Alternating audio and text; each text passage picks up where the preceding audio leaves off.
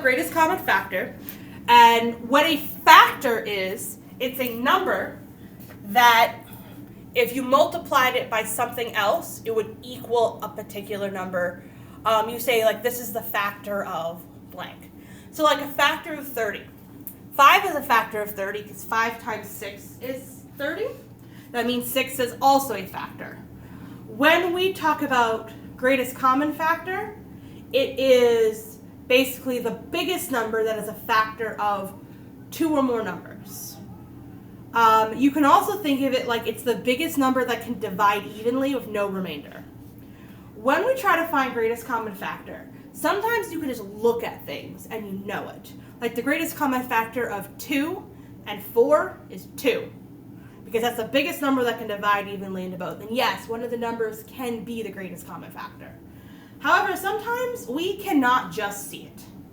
So what you do is you create something called a factor pair. And you create a list of those to try to make sure you can think of every single number that can multiply to equal that number. So let me show you what I mean. 30. The first pair I always use is 1 in itself because 30 can be the greatest common factor. Then I go down the list from 1 and I try the next number. An easy, fast way to do it if you're bad at multiplication is to just literally divide the number in.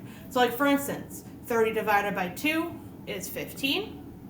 30 divided by 3 is 10. But 30 divided by 4, we get a decimal, so it ain't that. 30 divided by 5 is 6.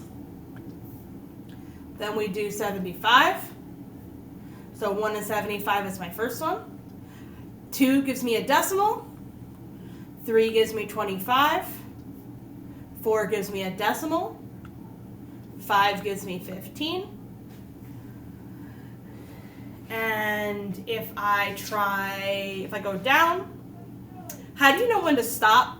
By the way, is you see how close 5 and 6 are? There's nothing in between. Now with these ones, if you go 6 and 7 and 8 and 9 and 10, 11 and 12, you're like, all right, I'm probably good.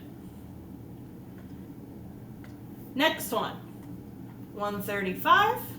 We've got 1 and 135, obviously. 2 does not work. 3 gives me 45. 4 doesn't work. 5 gives me 27.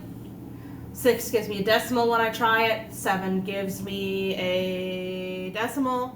8 gives me a decimal. 9. 9 gives me 15. I believe we're good because 10's not going to work, nor 11, or 12, or 13, 14. Okay. So, this can be tricky now because you have a whole bunch of numbers you're looking at. And sometimes I'll look at it, I'll go, oh, well, they all have 3, right? But that's not the biggest number. So you got to be careful. Because the biggest number that they all have in common, right? They don't all have 45, they don't all have 27, they don't all have 25, but you know what they all have? 15. So our greatest common factor, or GCF, is 15.